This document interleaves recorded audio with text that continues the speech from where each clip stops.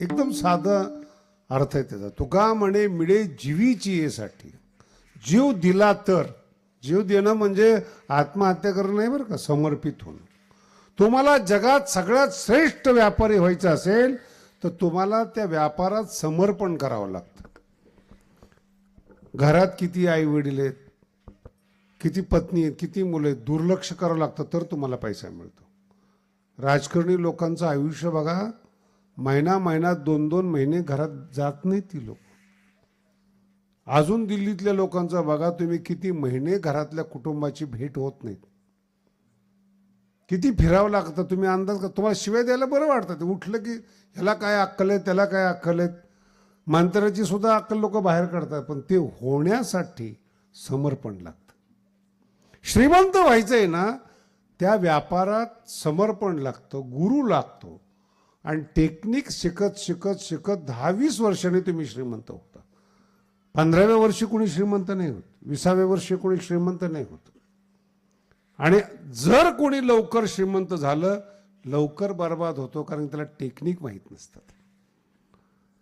जितक्या झपाट्याने अरे ते श्रीमंत होणं तर लांब राहू द्या, जे श्रीमंत झालेले आहेत ना, त्यांच्या मुलांना सांभाळता येत नाहीत, एवढं दुर्भाग्य आहे.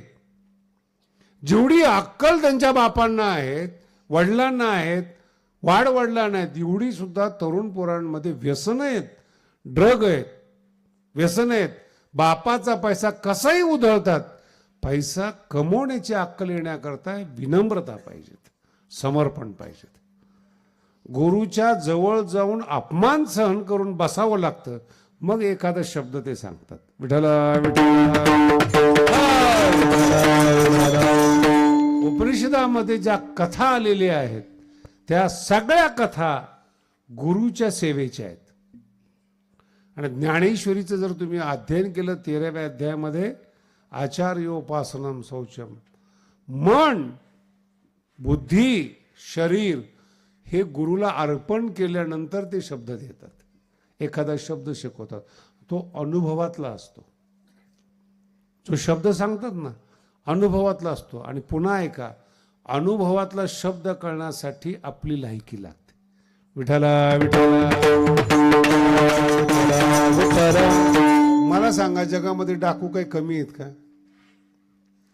पण एक शब्द, कुठेही कीर्तन ऐकलं नाही, कोणाच्या सत्संगाला वाल्मिक बसला नाही, एक शब्द ऐकला आणि मानवाचा पहिला कवी तो झाला.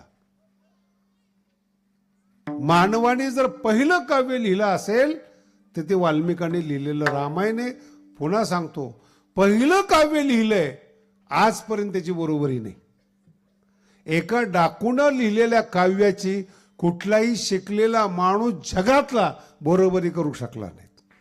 आणि त्याने जे लिहिलंय त्याच्यासाठी भारत हजारो करोड रुपये खर्च करतो, त्या रामासाठी जे वाल्मिकांनी तयार केलेलं आहे.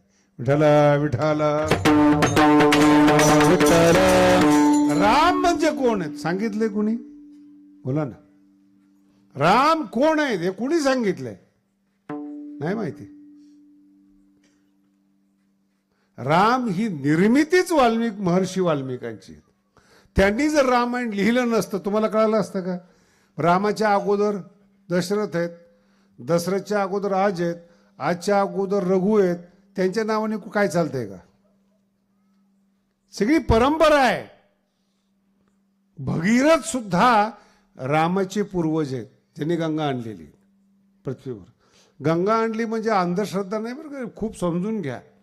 जेव्हा तुम्ही गंगोत्रीला जाल तर असं सांगण्यात येते की 10 पिढ्या लागल्या गंगा आणायला. लागणारच त्या पिढ्या. गंगा आणणं म्हणजे काय? जे हिमालयातलं पाणी होतं, कैलास पर्वतावर जे पाणी होतं, त्या पाण्याने 2000 एकर जमीन सुजलाम सुफलाम करण्याची ताकद त्या नदीमध्ये, गंगेमध्ये. अनुभव घेऊन पहा. गंगा जिथून निघाली तिथून शेवटपर्यंत सगळी जमीन बागायतीत. 2 वेळेस पूर येतो तिला. पावसाळ्यामध्ये पूर येतो आणि बर्फ वितळल्यामुळे पुन्हा एकदा पूर येतो. म्हणजे उन्हाळ्यामध्ये सुद्धा पाणीच जिथं आपल्याला नसतं, आणि पावसाळ्यामध्ये ती गंगा तुम्ही आजही जाऊन पहा गंगोत्रीच्या रस्त्याला 10 पिढ्या का लागल्यात? पर्वत आडवे होते, 2 पर्वत असे, ते पाणी येण्याकरता हे काटलेले आहेत. जे कटिंग केलेले आहेत ना त्याच्या खुणा आत्ता आहेत. मराठी कळली ना? त्याच्या खुणा दगडांच्या गंगोत्रीपर्यंत त्याच्या खुणा आहेत. आणि 6च महिने काम करता येत होतं. या आत्तासारखे मशिनी नाही आहेत, हीटर नाही आहेत बर्फ असताना काम करायला.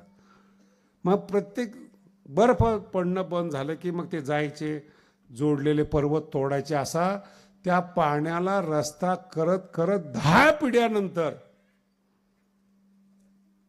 राजा भगीरथाला सफलता मिळाली. आणि मग ते पाणी कलकत्त्यापर्यंत, बंगालच्या खाडीपर्यंत ते पाणी आणलं आणि 2000 एकर परिसर बागायती झाला. हे त्या काळातले. आणि ते पूर्वज आहेत रामाचे, परिश्रम करणारे. पण रामायण कोणाच्याच नावाने लिहिलं नाही, कारण की वाल्मिक मिळाले नाहीत त्यांना. रामाला वाल्मिक मिळालेत, भगवान श्रीकृष्णाला महर्षी व्यास मिळालेत, म्हणून ही पात्र अजरामर आहेत. विठ्ठल ते महान आहेत हे सांगणारे कवी पाहिजेत. कोण आहेत? मग शिवाजी महाराजांचं पहा, कोणी कवींनी सांगितलेत, बखरनी सांगितलेत. हे शिवाजी महाराजांची अशी नीती होती, असं राजकारण सांगणारी माणसं पाहिजेत. कर्तृत्व तुमच्यामध्ये आहेत, पण माणसं सांभाळण्याची क्षमता तुमच्यामध्ये पाहिजेत. मग तुमचं व्यक्तिमत्व प्रकाशित होतं. ज्ञानोबराय कोण आहेत? वारकरी माणसं सांगतात. ज्ञानदेव वैष्णव. तुकोबराय कोण आहेत? कीर्तनकार सांगतात. भगवान बाबा कोण आहेत? ऊसतोड कामगार सांगतो. तळागाळातला मनुष्य आज मंत्रालयापर्यंत जातो. हे भगवान बाबांनी शिक्षणाचा प्रचार केला, त्याचे उपकार आपल्यावर आहेत. लक्षात ठेवा काय एवढे म्हणते संत आहेत. गावोगावी जाऊन मुलं मागितले, शिक्षणाचा प्रचार केला. त्या काळात काहीच नव्हतं महाराज. मुलं जाऊन मागायचे, त्यांना छात्रालय बांधलं संभाजीनगरमध्ये, त्यांना शिकवलं. तिथलीच मुलं आहेत नाही, पद्मश्री झालेली पोरं आहेत, मोठमोठ्या हुद्द्यावर गेलेली मुलं आहेत. हे भगवान बाबांचे उपकार आहेत. यासाठी जगद्गुरु तुकोबरायांनी सांगितलंय, आपला जीव समर्पित करावा लागतो. आता मला सांगा, बाबांनी किती समर्पण केलं हे काही सांगण्यासारखं आहे? कधीतरी बसल्या बसल्या विचार करा. आपल्या शरीराचं अंग कापले भगवान बाबांनी, ते आपले गुरु आहेत. किती वेदना झाल्या असतील, किती रक्त वाहिलं असेल. आणि माझं एक भाग्य समजतो मी, जिथं रक्त कापले तिथं बांध तयार झालेले आहेत, म्हणजे तलाव. पौंडुळ नावाचं गाव आहे, तिथं ते धरण बांधलेले आहेत. आणि पुढच्या वर्षी ते धरण अडवलं जाणार होतं, म्हणून गुरुवर्य भीमसिंग महाराजांनी तिथं सप्ताह केला. लाल उगवलेल्या तुळशीच्या ठिकाणी तो सप्ताह केला. आणि त्या सप्ताहामध्ये कीर्तन करायचा योग आला. तिथं जो अभंग घेतला तो आज मी तुमच्या गावाला घेतलाय. ऐकायला भीमसिंग महाराज होते आणि ही जागा होती भगवान बाबांनी जिथं रक्त सांडलेले आहेत त्या भूमीवर हा अभंग घेतला होता. कीर्तनाला ऐकायला भीमसिंग महाराज होते. नाही संतपण मिळत हे, संतपण बाजारामध्ये मिळत नाही, रानावनात मिळत नाही, पैसे देऊन मिळत नाही, जीव समर्पित करावा लागतो. तुका म्हणणे मिळे जीवीचेसाठी, जीव दिला तर संतपण मिळतं. बाकीच्याने गोष्टी करू नये. तुकोबराय म्हणतात, संतपणाच्या गोष्टी सुद्धा करू नये, संतपण मिळणं फार अवघड आहे. विडोबार खुमाये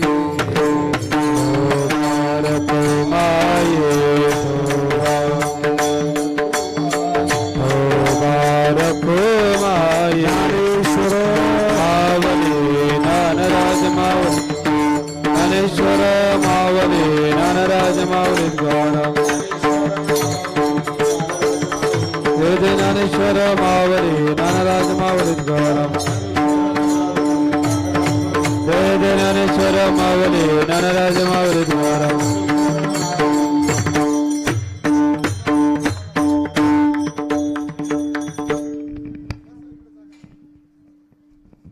सगळ्यांनी कीर्तनची आपली हौस पूर्ण झाली. योग आहे आपला बाबांच्या तुळशी उगवल्या त्या ठिकाणी हा अभंग होता आणि गुरुवारी भीमशी महाराज होते आणि त्यांची एक आठवण म्हणून आज आपल्या पाचोडमध्ये कीर्तन झालेत. फक्त आता अडवू नका मला आणि दर्शनासाठी अंगावर येऊ नका. सगळ्यांनी रस्ता द्या. तुम्ही आपल्या घरी बसणार आहेत, मला लांब जायचं आहे. आणि आपल्याला आता तयारी करावी लागते भगवान बाबांच्या पुण्यतिथीची 4 तारखेची. पुन्हा एकदा सगळ्याला सूचना आहेत, काही जरी झालं तरी आपल्या पाचोडचे लोक दर महिन्याला वारीला आले पाहिजेत, एवढं लक्षात ठेवा. जय विठ्ठल जय जय.